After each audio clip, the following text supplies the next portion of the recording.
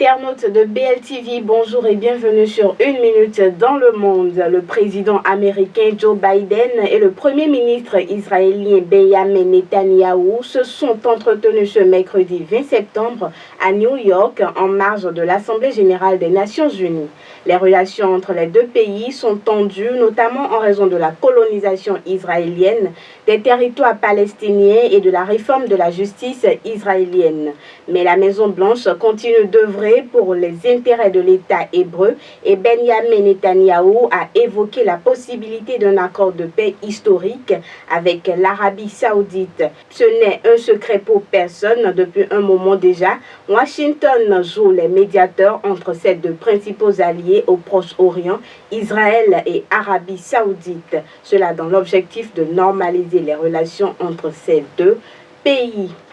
Après les plaidoiries d'abord de la Russie lundi, puis de l'Ukraine mardi, 32 pays ont à leur tour plaidé d'une même voix en faveur de Kiev.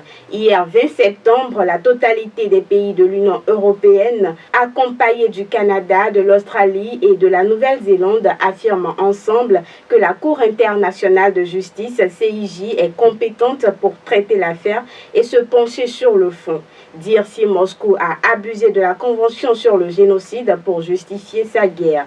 En effet, après le début de l'invasion en Ukraine en février 2022, Kiev accusait Moscou d'abuser de cette convention sur le génocide et avait lancé une procédure devant la CIJ.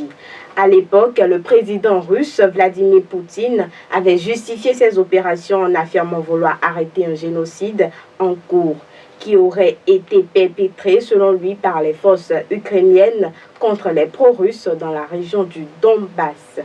Au Rwanda, le président Paul Kagame confirme qu'il briguera bien un nouveau mandat lors de l'élection présidentielle prochaine. C'était lors d'une interview accordée à Jeune Afrique, je cite, « Je servirai toujours les Rwandais tant que je le pourrai.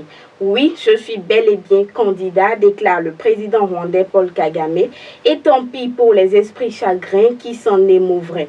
Chercher à transplanter quelqu'un d'autre, c'est déjà une violation de la démocratie en soi. » Fin de citation.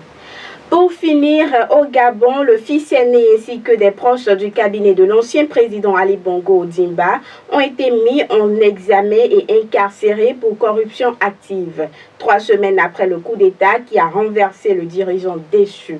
Le procureur de Libreville, André-Patrick Roponat, a annoncé hier mercredi à l'AFP que Nourdine Bongo Valentin, le fils aîné d'Ali Bongo, Jessie Ella Ekoga, l'ancien porte-parole de la présidence, ainsi que 4 autres personnes ont été mises en examen mardi et placées en détention provisoire. Quelques heures auparavant, le parquet avait également retenu le chef d'inculpation de haute trahison.